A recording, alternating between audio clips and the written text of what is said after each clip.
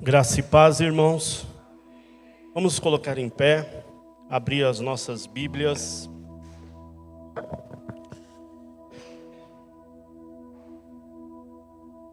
Em 2 Timóteo, capítulo 3, verso 14 a 17.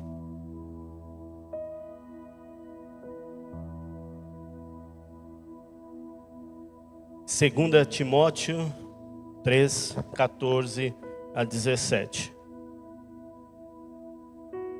O assunto principal é a Bíblia, o Deus que se revela.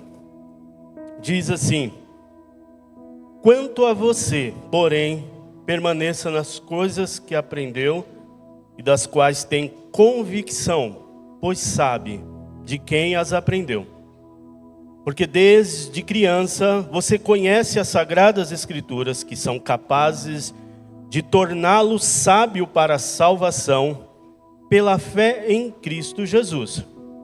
Toda a Escritura é inspirada por Deus e útil para o ensino, para a repreensão, para a correção, para a instrução na justiça, a fim de que o homem de Deus seja apto e plenamente preparado para toda boa obra. Repita comigo: toda boa obra. Curva sua cabeça. Bondoso e poderoso Deus, obrigado por esse momento que agora estamos, Senhor. Que a Tua palavra inspirada haja nas nossas vidas através da ação do Teu Espírito Santo. E que saiamos deste local convictos, conscientes daquilo que o Senhor é, revelado na Tua palavra, da forma como o Senhor fala através de nós, e que isso também transforme e cause mudanças e transformação em nossas vidas.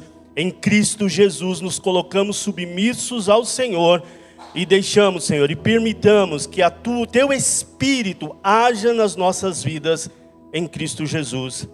Amém e amém. Podemos assentar.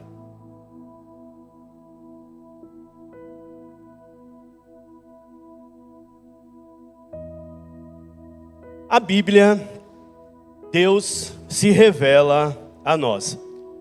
Um dos fatos reais e marcantes, e todos nós sabemos disso, é que o homem vive completamente, está completamente perdido. A humanidade está perdida, o ser humano está perdido. Eu estava perdido, você estava perdido.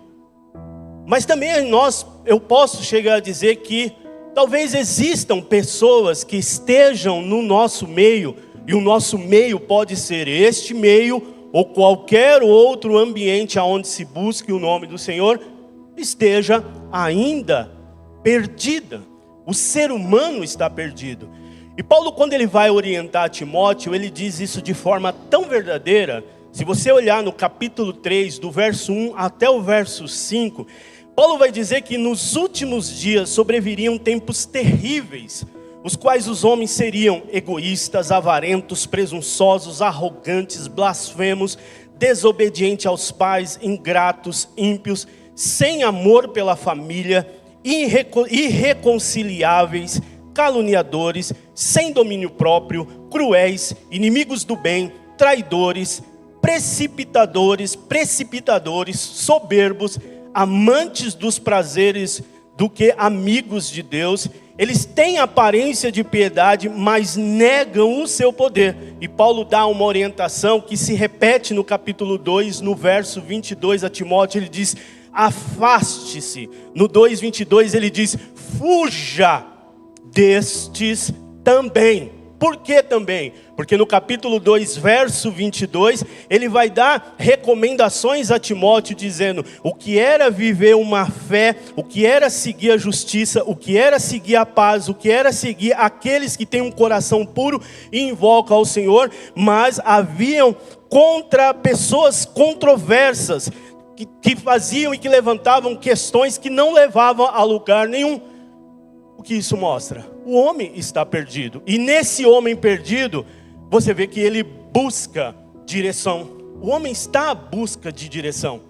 Eu não vou narrar todas as possíveis direções em que o ser humano se envolve na tentativa de conhecer um ser sobrenatural, alguém que possa tentar solucionar e resolver problemas que ele se julga capaz de resolver. Mas o maior problema que o ser humano tem é a falta de reconhecimento de que ele precisa de um Deus, de que ele necessita de uma pessoa, de um Deus soberano que possa o salvar. Talvez ele não saiba o que é, então ele sai procurando por diversos caminhos e por diversos lugares, e em diversas literaturas, através de filmes, através de noticiários, leituras e mais leituras. E eu fiz questão de fazer uma busca mostrando que as estatísticas de vendas mostram que essa é um caminho que o homem tenta buscar para achar Deus.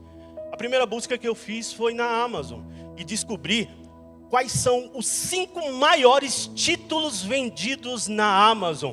E isso reflete essa busca desse homem que tenta buscar uma direção, mas está perdido. Não vou falar sobre esses 5 livros, mas o primeiro é Ainda Estou Aqui. Essa autora, ela é esposa de um deputado e ela tenta contar, através da história dela, uma história de resiliência, que através da sua resiliência, ela saiu de uma vida escondida, formou-se em direito, buscou caminhos diferenciados e conseguiu se encontrar. E ela então escreve esse livro dizendo: eu ainda estou aqui. Hábitos Atômicos, também um livro que procura falar sobre hábitos. As pessoas estão perdidas. Por quê? Porque os hábitos acabam aprisionando pessoas. Pessoas estão aprisionadas em vícios, pessoas estão aprisionadas, e esse vício pode ser na bebida, nas drogas, no sexo. Elas estão aprisionadas em tantas coisas, então elas tentam buscar recursos para através desses recursos, desses caminhos, encontrar uma direção, uma resposta para a sua vida. O segundo é um best-seller. O Pequeno Príncipe é o sexto livro mais vendido mundialmente. E quem já leu O Pequeno Príncipe é uma história muito interessante.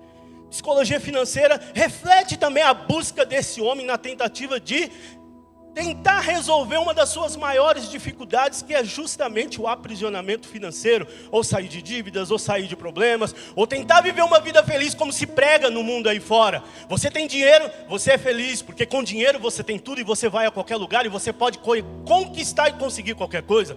Então, por que não entender a psicologia de ter uma vida financeira bem-sucedida? E o último livro é da Verity. Esse livro eu li, é bem interessante, da Colleen Hoover. A Hoover é uma escritora americana mundialmente conhecida. Recentemente foi lançado um filme na Netflix falando sobre um dos seus livros. Mas esse livro, Verity, como qualquer outro livro que a Hoover escreve, ela fala sobre problemas do ser humano. Ela toca em pontos de dilemas do ser humano. Esses são os 5 livros mais vendidos na Amazon. Mas eu fiz a minha pesquisa um pouco mais profunda e falei: quais são os 5 livros mais vendidos no mundo? E aí eu descobri que a Bíblia é o primeiro livro mais vendido no mundo. Ela está no ranking mundial há 50 anos como o livro mais vendido. Atualmente a Bíblia foi vendida já foi distribuído 3,9 bilhões de exemplares. Por isso ele é o primeiro livro a ser mais distribuído. Como nós estamos vendo o trabalho dos Gideões Internacionais, isso se reflete numa verdade. Mas por quê? Se a Bíblia é o livro mais vendido, mais lido, o que é que está faltando para que haja mais transformação e mais vidas que de verdade tiveram um encontro com o Senhor através do Deus que se revela nas Escrituras? O segundo, com 6 milhões, é o livro de Don Quixote, de Michelangelo, também o livro mais vendido. Eu li, muito interessante, muito legal. O terceiro livro, com 450 milhões de exemplares vendidos, é a trilogia, a série de 7 livros do Harry Potter, que há um tempo atrás ficou mundialmente conhecido, seus filmes ficaram mundialmente conhecidos, mas o Harry Potter, como Don Quixote, também reflete essa busca desse homem que está perdido e sem direção. O quarto livro é o Conde de Monte Cristo também se transformou num filme e é o quarto livro com 250 milhões de cópias vendidas. E o quinto livro, com 150 milhões de exemplares vendidos, é o livro da trilogia O Senhor dos Anéis. E os filmes são interessantes, mas de verdade os livros são mais impactantes também. Mas a pergunta que não quer calar através dessas grandes estatísticas é: a palavra de Deus continua sendo o grande referencial para a vida do ser humano. Mas por que essa palavra, com 3.900 milhões de exemplares espalhados pelo mundo, ainda não conseguiu transformar vidas? Não porque ela não tenha aquilo que ela diz ter, mas o que é que está faltando nesse ser humano que tenta buscar respostas em tantos outros lugares, mas ainda não conseguiu encontrar-se com um Deus que se revelou nas Sagradas Escrituras. A Bíblia é a palavra de Deus. E com isso eu quero fazer algumas considerações sobre as Escrituras. A Bíblia é a palavra de Deus. A Bíblia é um livro formado por diversos outros livros. O seu conjunto total se fecha dentro de um dogma, dentro de uma regra que nós chamamos de forma muito objetiva de cânon sagrado, em 66 livros, escrito em um intervalo de mais ou menos aproximadamente 1.600 anos, abrangendo, alcançando mais de 40 autores. Ela apresenta uma única história, e essa história fala de Deus, fala do seu relacionamento redentivo com a humanidade. E para além da forma do livro que a Bíblia contenha, cremos de verdade que ela é a palavra de Deus. É por isso que você está aqui com a sua Bíblia na mão. Não importa a cor, não importa o desenho que tenha na capa, nós sabemos que o conteúdo que está dentro desse livro, com um conjunto de 66 livros, é a palavra do Senhor. E aí você começa a se perguntar: o que é que norteia a minha vida? Por mais que eu possa ler algum desses livros que aqui eu indiquei, eu não fiz propaganda nenhuma de livro. Por mais que eu tenha lido qualquer um desses livros, eu preciso ter a plena convicção que a palavra do Senhor é aquilo que ela diz ser, como afirma em 2 Timóteo 3,16, que diz: toda a Escritura é divinamente inspirada por Deus. Nada mais precisa ser afirmado sobre as Escrituras, uma vez que sabemos que toda a Escritura foi soprada por Deus. E essa é a palavra que está lá no texto original, theopneustos, que significa sopro de Deus. Toda a Escritura foi soprada por Deus. Mas o que é que a gente precisa considerar? O que é que eu devo considerar em relação às Escrituras Sagradas? E eu quero que você fique com essa pergunta: o que é que eu devo considerar em relação às Escrituras Sagradas? A primeira consideração que deve ser feita: você precisa considerar permanecer na palavra de Deus. No verso 14 vai nos dizer: quanto a você. Na corrigida vai dizer: tu, porém. As duas expressões traz a mesma palavra, traz a mesma intensidade. Quanto a você, você não é o da minha direita, não é a pessoa que está à minha esquerda, não é a pessoa que está à minha frente, não é quem está atrás de mim, não é quem lidera o rebanho da qual eu faço parte, não é o líder da qual eu estou envolvido em determinado ministério dentro da igreja. A palavra está sendo dirigida a você. Quanto a você, tu, porém. E a ordem é: permaneça. Permaneça. Em João 8,31, nós lemos uma declaração importante. Jesus diz: se vós permanecerdes na minha palavra, sois verdadeiramente meus discípulos.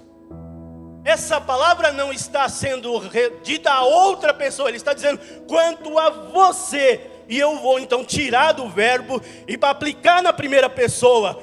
Quanto a você, se permanecer na minha palavra, verdadeiramente você será meu discípulo. Como é que você olha para você? Porque a palavra do Senhor, ela é um espelho, você olha para ela, lê os seus escritos, lê aquilo em que nela está inserido e ela vai falar o que é você. Por isso que a orientação de Paulo a Timóteo no capítulo 3 nos últimos dias serão tempos difíceis.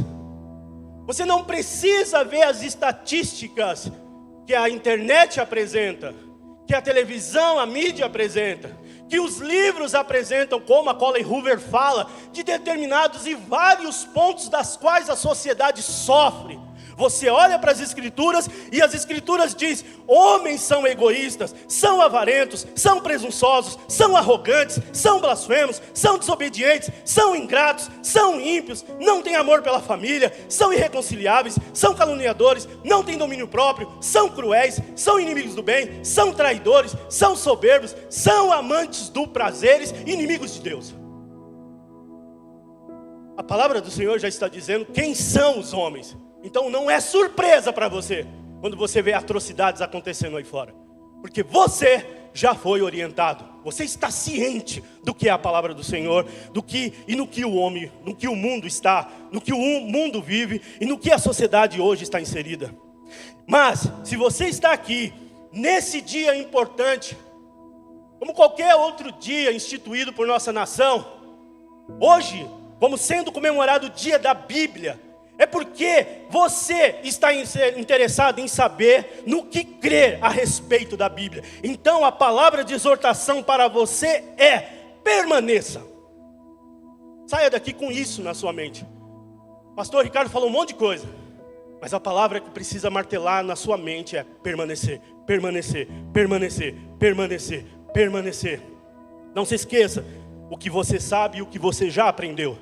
Eu não sei quanto tempo você tem de cristão. Eu sei quantos anos de caminhada cristã eu tenho. E você sabe quantos anos de caminhada cristã você tem com o Senhor. Você sabe quantos livros da Bíblia você já leu. Se você já leu várias vezes, por completo, se você já leu trechos específicos, salteando de um livro para outro, você sabe. Não se esqueça o que você já aprendeu, o que você já sabe. Não perca de vista quem é você. Você não precisa viver como o mundo vive. Quem sou eu? Para onde vou? De onde vim? Essa é uma pergunta filosófica que a humanidade não consegue ter resposta, mas você tem resposta, porque a Bíblia diz quem é você, para onde você vai e o que é que você está fazendo aqui. Essa é a palavra do Senhor. Permaneça no caminho. Continue em frente. O versículo 14, Paulo vai fazer uma introdução, fazer um contraste diferenciado. Lá no verso 11 ele diz: ele está pensando em pessoas que o perseguiram. Lá do verso 11, se você subir um pouquinho, no verso 11 diz, ele dizendo a Timóteo: as perseguições e os sofrimentos que encontrei, coisas que me aconteceram em Antioquia, Icônio e Listra, quanta perseguição suportei, mas de todas estas coisas o Senhor me livrou. Você acredita em Deus? Aí você fala: eu acredito. Por que você acredita em Deus? Porque Ele fez um milagre na minha vida. Mas por que você acredita que o milagre realizado na sua vida foi realizado por Deus? As perguntas vão surgindo e as respostas automaticamente vão sendo as mesmas. Sabe por quê? Sabe por quê? Sabe por quê? Porque a palavra disse, porque a palavra disse, porque a palavra disse. Todos os que tentaram descobrir Deus em qualquer outro lugar fora das Escrituras desbocaram em caminhos totalmente malucos. Até aquelas pessoas que se dizem não crer em nada, porque é difícil encontrar Deus em algum lugar de coisas tão maravilhosamente criadas nesse universo e fora do universo observável, que revele, que diga que existe um Criador. Pode até dizer que exista um Criador, mas que Ele se preocupa com você, dificilmente as coisas criadas vão revelar. Mas quando você vai para as Escrituras, você percebe que Deus fala. Então, Paulo está dizendo, quando ele está orientando Timóteo, no verso 14 ele diz: existem pessoas que me perseguem, me perseguiram e perseguirão a você, mas confie no Senhor. Por quê? Porque Deus vai te livrar de tudo. Aí você pergunta: Deus me livrou de determinada situação? E a resposta tem que ser: porque Deus é um Deus que se revela como Deus que liberta, como Deus que sara, como Deus que é a sua bandeira. E é por isso que você tem vitória, e é por isso que você sofre situações de libertação, mesmo que lhe persigam. Você sabe disso, porque as Escrituras dizem. Paulo também está pensando em pessoas más, impostores que vão de mal a pior. Lá no verso 13, ele diz, está escrito da seguinte forma: contudo. Paulo vai mostrar uma lista de situações, mas ele vai dizer contudo, e eu posso acrescentar entretanto, porém, os perversos e impostores irão de mal a pior, enganando e sendo enganados. E eu diria quase que bebendo do próprio veneno. É isso, as conclusões que Paulo vai chegando. Eu, quando escuto pessoas falando de seus dilemas, parece que os seus dilemas e as suas frustrações acabam nela mesma. Mas, e quando elas são perseguidas, afrontadas, quando elas estão passando por situações difíceis, parece que o seu dilema, a perseguição que está sofrendo, ou qualquer outra situação, desemboca nela mesma. Mas Paulo vai dizer: esses perversos, esses impostores, irão de mal a pior. Sabe por quê? Porque eles enganam e serão também enganados. Então Paulo está dizendo: permaneça na palavra. No capítulo 4, verso 10, ele está pensando em homens como Demas, que o abandonou. No capítulo 4, verso 14, ele está pensando em homens como Alexandre, que lhe causou um grande mal. Paulo dá vários exemplos, e você percebe então que Paulo não era um homem invisível. Paulo era um homem como qualquer outra pessoa, tinha dores e sofria perseguições, sentia alegria como qualquer outra pessoa, era um ser humano normal. Mas ele diz a Timóteo que ele confia plenamente no Deus que se revelou. Como ele está escrevendo a Timóteo, então ele vai falar de um Deus que se revelou no Antigo Testamento, através dos escritos, dos profetas. Ele vai dizer: esse Deus que se revelou, Ele é o Deus que te livra de todas as coisas. Então ele diz: tu, porém, demonstra essa pessoalidade. Se os outros estão pensando e fazendo algo errado, quanto a você, Ricardo, quanto a você, Timóteo, quanto a você, Paulo, quanto a você, José, quanto a você, Irineu, quanto a você, Maria, permaneça naquilo que você aprendeu. Permaneça na palavra do Senhor. Permaneça na palavra do Senhor. Segundo ponto, importante também de se considerar, é que você precisa considerar a fonte de onde você recebeu. Lembre-se de quem o levou à fé. Lembre-se de quem contou a você sobre os evangelhos. Lembre-se quem foi o primeiro a lhe ensinar a Bíblia. Lembre-se disso. Puxa aí na tua memória rapidinho, enquanto você olha para mim. Quem foi a primeira pessoa que falou de Jesus para você? Conseguiu trazer a tua memória rápido? Opa, foi o José. Opa, lembrei agora, foi meu pai, foi minha mãe, foi minha avó, foi minha tia, foi meu tio.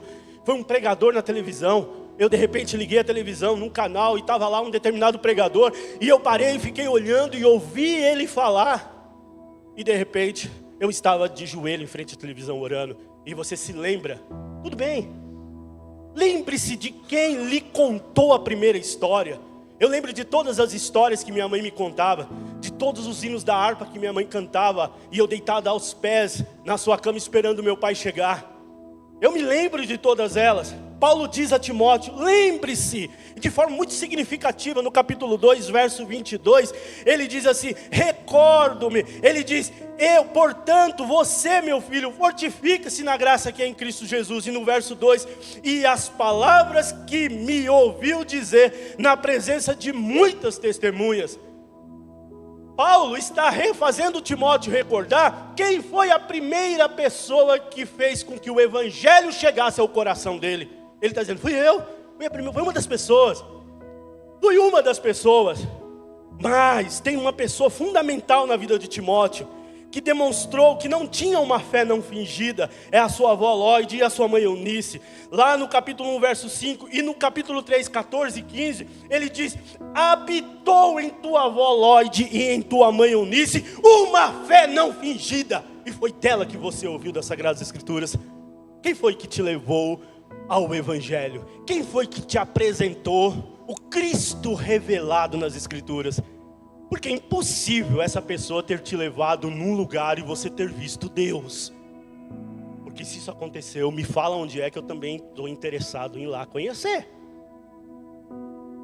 Ninguém. A pessoa que te levou a Cristo, primeiramente falou de alguma coisa que estava escrita aqui, as Escrituras. Ou te deu uma Bíblia. Eu tenho um costume, adquiri esse hábito, eu mesmo. Comecei com a minha filha. Minha menina teve 5, 6 Bíblias, desde pequenininha. Os pais que são cristãos, que os filhos nasceram no berço evangélico, fizeram a mesma coisa, então não é novidade para ninguém. Mas lá na loja onde eu trabalhava, todas as pessoas que faziam aniversário ganharam de mim uma Bíblia. Se um dia elas estiverem em algum lugar, abrirem aquelas Escrituras, e o Espírito Santo falar e alcançar aquele coração, fazendo-o reconhecer de quem é, do pecado, da justiça e do juízo, ele vai se lembrar, quem foi que deu aquela Bíblia? Foi o Ricardo, lá naquele dia, lá naquele local, no meu aniversário, naquele ano. Esté tem até hoje uma biblinha de zíper, eu acho que é 1996. 1996, uma Bíblia que eu dei para ela, era superintendente da escola bíblica dominical, lá onde meu sogro era pastor na Assembleia. E dei para ela de presente aos professores da IBD. Foi o que dei? Uma Bíblia. E ela tem essa Bíblia até hoje. 1996. Bíblia. Meu irmão, você fica procurando presente para dar de Natal e não consegue escolher? Pô, eu te dou uma dica. Vá na Amazon e compre uma Bíblia. A última pessoa que eu dei uma Bíblia, ela virou para mim quase que chorando, os olhos vermelhos, o gerente da loja, e disse assim, Ricardo, eu tenho 60 anos de idade e essa é a primeira vez que eu ganho uma Bíblia de presente. Você acabou de me dar o melhor presente da minha vida. E eu, depois que ele saiu, fiquei orando, Senhor, faça com que essa palavra agora, com 60 anos, mude o coração dele e a vida dele. Porque se faltava uma Bíblia, agora ele tem. Pelo menos no dia do juízo, ele não vai poder dizer para Deus, eu nunca ganhei uma Bíblia. Porque se ele disser, Deus vai trazer um filme, vai falar, olha lá, o Ricardo te dando a Bíblia de presente. Aleluia, glória a Deus. A razão final para Timóteo a ter-se as Escrituras vai além de Lóide e de Eunice. Mas a seus pés foi onde ele aprendeu a confiar na palavra de Deus. É por isso que você está aqui, porque um dia uma pessoa serviu de canal de bênção para que a palavra do Senhor chegasse na sua mão. E aí, quando valorizamos a fonte, não damos créditos a falsos mestres, nem a falsos ensinos. Porque você, quando está ouvindo um falso mestre ou um falso ensino, você se lembra da fonte. Minha mãe me dizia isso. Minha mãe me deu uma Bíblia. Foi minha mãe, meu pai, meu tio, minha tia, um colega de trabalho. Foi ele que me apresentou as Escrituras. Você conhece a fonte. Se você por enquanto não conhece o autor desse livro que você acabou de receber na mão, mas você conhece quem foi que deu esse livro para você. E você diz, foi mamãe, foi papai. Esse livro eu ainda não conheço, mas minha mãe eu sei quem é. Meu pai eu sei quem é. Eu sei quem são essas pessoas. Terceira consideração importante, considere a capacidade das Escrituras. A palavra de Deus é capaz de fazer muitas coisas, isto é, todas as coisas. O muito aqui é uma provocação. A palavra de Deus é capaz de fazer muitas, ela é capaz de fazer todas as coisas. Deus criou tudo que existe por meio da sua palavra. Abraão foi chamado pela palavra do Senhor. O povo de Deus foi reunido como uma nação no pé do Monte Sinai pela palavra do Senhor. A libertação da Babilônia foi estabelecida pela palavra do Senhor. Lázaro foi tirado do túmulo pela palavra do Senhor. A igreja foi chamada à existência pela palavra do Senhor. Todas essas histórias que você leu nas Escrituras, ouviu nas historinhas da escola bíblica dominical, todas essas histórias não são historinhas para alimentar um intelecto vazio de alguém que está buscando um Deus em algum outro lugar. Todas essas histórias são verdadeiras. Ao longo da história da redenção, vemos Deus criando, amaldiçoando, chamando, convertendo, reunindo, abençoando, equipando, ameaçando, prometendo e cumprindo através da sua palavra. Nós ouvimos uma música aqui, cantada pelas crianças, que a autora Cassiane diz: quero fazer valer tua palavra em mim. Isso mesmo. Quero fazer valer a tua palavra em mim. Aí, a sequência não é para você se sobressair. A sequência, no refrão, ela diz o seguinte: para que o mundo veja quem tu és, Senhor. É por isso que você lê a Bíblia. Eu não sei evangelizar. Essa é a sua interrogação? Leia a Bíblia. E o resto, Deus faz. Deus faz. E Deus vai fazer. No verso 15, temos a seguinte palavra de Paulo, que são, falando das Escrituras, capaz de tornar você sábio para a salvação por meio da fé em Cristo Jesus. Ouça isso, a Escritura não nos diz tudo o que queremos saber a respeito de tudo, ela não dá essas respostas. Não adianta a ciência tentar buscar respostas no início de Gênesis, querendo saber se os dias da criação eram dias de 24 horas, ou eras e eras, milênios e milênios. As Escrituras não estão interessadas em dar respostas a respeito de tudo, mas ela nos diz tudo o que precisamos saber sobre as coisas mais importantes e transformadoras nas nossas vidas. É isso que ela quer fazer na sua vida. Ela te dá sabedoria, e é por isso que o objetivo da Bíblia é que você seja sábio o suficiente para colocar sua fé em Cristo Jesus e para ser salvo. Primeiro pensando em você. Por que eu preciso ler a Bíblia? Porque ela quer te tornar sábio o suficiente para colocar sua fé em Cristo Jesus. A sua fé não está na denominação. A sua fé não está em um grande pregador. A sua fé não está em um grande escritor. Vocês devem saber disso, eu sei porque eu pesquiso. Paulo Coelho é um dos maiores escritores a nível mundialmente. Ele esteve um tempo atrás fazendo uma caminhada de Compostela. Esteve na Rússia. Em todos os lugares que ele parava, formava-se uma grande multidão. Mas vocês sabem quem é Paulo Coelho? Um dos grandes bruxos do Brasil. As Escrituras não vão te dar sabedoria para você escrever grandes livros. As Escrituras não vão te dar sabedoria para você sair falando e demonstrando o seu conhecimento. Paulo diz que as Escrituras vão te dar sabedoria para você colocar sua fé em Cristo Jesus e para ser salvo. A palavra de Deus pode salvar você. Nada mais pode realizar esse feito. Somente a palavra do Senhor. É por isso que a reforma protestante, quando ela chega, ela diz somente as Escrituras. E é somente nas Escrituras que nós encontramos as boas novas de perdão para os nossos pecados.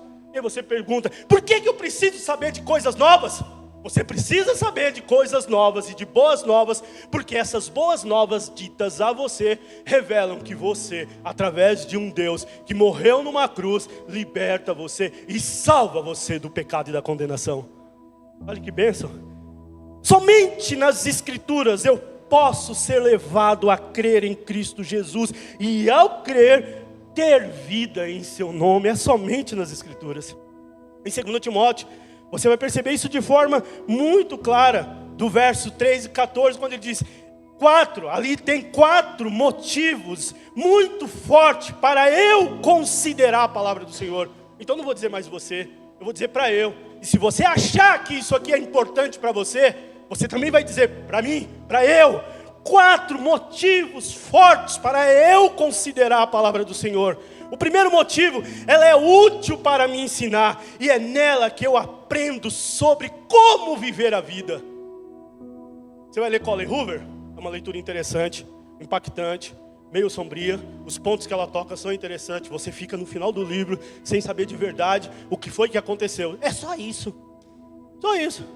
Você identifica que o mundo está com problema, que existe injustiça social, que existe tantas coisas ruins. Isso daí ninguém precisa me dizer. Eu já sei, a Bíblia já me falou. Mas quando eu leio a Bíblia, ela me ensina a como viver a vida. Ela mostra para mim. Quando eu leio as Escrituras, eu percebo um motivo para considerar a palavra, porque ela traz repreensão. Ela me mostra aonde eu estou errado. Sabe por que às vezes eu ou você não identifica o erro na vida? É porque nós não lemos as Escrituras. Porque quando você começa a ler as Escrituras, você começa a ver como tratar a esposa, como tratar o filho, como ser submisso à liderança. Você começa a ver como Deus é soberano. Você começa a ver como Deus é forte. Você começa a ver como Deus é sábio, como Deus cura. Você vê tantas coisas. Ela conduz à correção. Não adianta saber aonde erra. É preciso corrigir a rota. Não adianta me dizer, o GPS dizer que eu estou no caminho errado. Eu preciso corrigir a rota. E se a Bíblia está na tua mão, corrija a sua rota. Corrija o seu caminho. Porque ela produz correção. E o quarto, ela me educa. E esse conceito de educar vai além do ato de transmitir conhecimento. Você quer receber conhecimento? Vou marcar um dia com o pastor aqui na igreja, das 8 da manhã às 18 horas, e eu vou descarregar um caminhão de conhecimento na sua cabeça. Bastante. Mas, esse ato de educar, não é transmitir conhecimento. Educar é estimular o raciocínio, é aprimorar o senso crítico, as faculdades intelectuais, físicas e morais. O homem é um ser que precisa de orientação e de informação. Então, se você não sabia, eu vou lhe dizer. As Escrituras lhe dão orientação e lhe dão informação e instrução. E uma ótima orientação Paulo já deu a Timóteo e você já recebeu. Nos últimos dias sobreviriam tempos difíceis. Quer saber quais são? Chegue em casa e leia de novo, e você vai ver quais são esses tempos. Quarto e último. Considere agora a origem da Escritura. De onde veio? Quem é o responsável por ela? O pastor Ricardo disse que existe mais de 40 autores, escritos em lugares diferentes, épocas diferentes, regiões diferentes, em um período tão distante, que se eu for fazer uma viagem até aquele local, talvez eu não encontre o local exato da onde tal registro foi feito. Então de onde veio? Quem é o responsável? O versículo 16 vai te dar a resposta. Toda a Escritura é inspirada por Deus. Você quer saber de onde veio? Veio de Deus. Você quer saber quem é o responsável? É Deus. Tem dificuldade de entender? Pergunte para Deus. Quer saber qual é o caminho certo? Fale com Deus. Leia a sua palavra. Como essa expressão do senhorio de Cristo, a Escritura carrega todo o peso de autoridade divina, porque ela é inteiramente de origem divina. Foi escrito por homens, mas a revelação de Deus é de origem divina. Isso é verdadeiro. Toda a Escritura é a palavra de Deus. Cada livro, cada capítulo, cada linha, cada palavra, toda ela é inspirada por Deus. Você não precisa rasgar um trecho fora. Existem versões diferentes? Existem. Confundem a sua cabeça? Não. O objetivo é te auxiliar a fazer com que o texto se torne mais claro. Então não tome isso como um problema. Tome isso como uma bênção. Os tradutores tentaram fazer alguma coisa para que isso se torne mais claro para você. Creia que toda a palavra do Senhor é do jeito que ela é. Nós estávamos lá em casa assistindo o filme de Moisés. Isaac, não sei porque, decidiu assistir esse filme. Nós começamos a ver e eu me recordei de aulas do seminário, quando alunos perguntavam: será que o mar vermelho se abriu ou não se abriu? Será que as pragas do Egito aconteceram de verdade ou não aconteceram? Hoje todas essas fontes de informação são questionáveis pela alta crítica e pela baixa crítica, por estudiosos que estão completamente distantes de uma revelação divina. Mas você, nós que estamos aqui dentro, entendemos e cremos que toda a Escritura é a palavra do Senhor. Portanto, eu devo ouvir e me ater a ela, e me submeter ao seu ensino, porque a Bíblia é a palavra de Deus, e por ser inspirada por Deus, há uma unidade para ser encontrada nas páginas da Escritura. Rebelião contra as Escrituras é rebelião contra Deus. Quer rebelar-se contra Deus? Rebele-se contra a sua palavra. Quer duvidar de Deus? Duvide de sua palavra. Como é que se duvida de uma pessoa e diz acreditar no que ela escreveu? Isso não é verdade. Se você diz que acredita em Deus, você acredita na palavra de Deus. Se você diz que Deus é verdadeiro, você diz que Deus é verdadeiro porque a palavra de Deus diz que Deus é verdadeiro. Então uma rebelião contra a palavra de Deus é uma rebelião contra o próprio Deus. A Bíblia não pode falhar, a Bíblia não falha, ela não vacila, ela não erra, ela é do próprio Deus. Ela não pode falhar, não pode vacilar e não pode errar. A Bíblia não erra. Gênesis capítulo 1 e o último versículo de Apocalipse é a palavra do Senhor. Creia nisso. E eu poderia citar 3, mas eu vou citar 2 grandes homens na história da igreja. Clemente de Roma viveu entre o ano 30 e o ano 100 e ele escreveu as Escrituras Sagradas. Como a verdadeira expressão do Espírito Santo é que nelas não foi escrito nada que seja injusto ou falseado. Ela é a palavra de Deus. Irineu de Alexandria, no ano 125, viveu entre 125 a 2002. Ele afirma que os escritores bíblicos foram preenchidos com perfeito conhecimento sobre todos os assuntos, incapazes de fazer uma afirmação falsa. Não, eu vou ler esse último autor, porque se eu coloquei eu vou ler. Esse autor viveu no ano 1509 a 1566, João Calvino. E Calvino afirmou: se seguirmos as Escrituras, estaremos a salvo do perigo de errar. Devemos abraçar, sem censura, tudo o que for ensinado nas Escrituras Sagradas. Devemos à Escritura a mesma reverência que devemos a Deus. A palavra do Senhor é a palavra do Senhor. Portanto, eu vou dar um alerta a você. Não mude o que está estabelecido por Deus, porque se você fizer isso, Deus vai se levantar contra você. A Bíblia é um livro literário? Sim, a Bíblia é um livro literário, mas o que se sobressai não é a cultura, não é a poesia, não são cânticos, e não são somente as histórias narradas no Antigo ou Novo Testamento. O que sobressai é a revelação de um Deus redentor, que ama e quer salvar o homem pecador. Você está nesse grupo de homens pecadores? Eu quero ser salvo pelo Senhor. E se eu quero, você não vai encontrar isso em um monte, você não vai encontrar isso em qualquer outro local, a não ser dentro da sua casa, sobre a sua mesa ou na sua estante, chamado Bíblia Sagrada, a palavra do Senhor. Minha conclusão, e eu coloquei todos os objetivos prontos e certos para você permanecer. Permaneça na verdade da palavra de Deus. Leia e ouça a palavra de Deus. Creia em tudo o que é afirmado na palavra de Deus. Firme para não o deixemos, esquece, tá? Firme para não enfraquecer o seu compromisso com a Bíblia que não falha. Por isso permaneça firme e permaneça no caminho, para que você não se desvie dessa verdade divina e totalmente revelada. E eu quero fazer alguns desafios a você agora. Eu preciso fazer esses desafios. E eu quero fazer esses desafios com você, com a sua mão na Bíblia. Não é como os norte-americanos faziam, dizendo, eu prometo, eu juro. Não, você não vai fazer nenhum juramento. O ato simbólico de você estar com as mãos nas Escrituras reforça para você o quanto você acredita nessas Escrituras. Por isso eu provoco novamente você a considerar permanecer nessa palavra como Josué.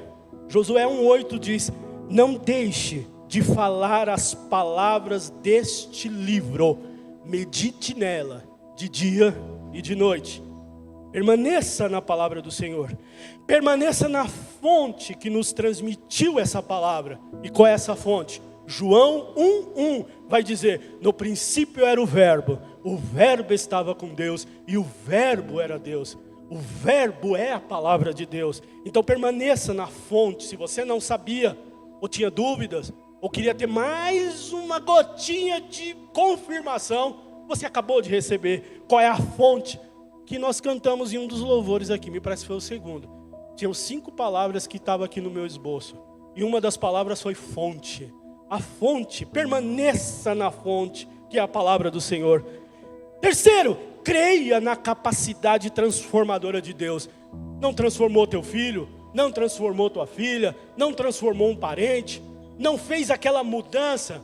Continue acreditando, porque o processo de Deus não é no estralar de dedos. A própria palavra diz processo, processo. Você não pode deixar de acreditar que Deus transforma através da sua palavra. Continue pregando as boas novas. Está lá no verso 17, a parte B do versículo, quando Paulo diz: para que o homem de Deus seja apto e plenamente preparado para toda boa obra. E quarto, norteie-se pela origem da palavra de Deus. E quem é essa origem? É Deus. Você está com a mão nas escrituras, não está? Agora eu vou provocar você, porque aqui foram os pontos finais do meu esboço. Queria que você ficasse de pé, por gentileza. Se você foi tocado por essa mensagem, não deixe de curtir esse vídeo. Inscreva-se no nosso canal no YouTube e assim você pode ter acesso a mais mensagens como essa para edificar a sua vida. E se você deseja fazer parte da nossa igreja, ter mais acesso às nossas informações e novidades, é só você baixar o nosso aplicativo no seu celular. Baixe gratuitamente. É só você abrir a loja virtual no seu celular e digitar IBI Cascavel. Ali você baixa o nosso aplicativo e tem mais acesso às nossas novidades. E faz parte dessa família também. Deus te abençoe e um grande abraço.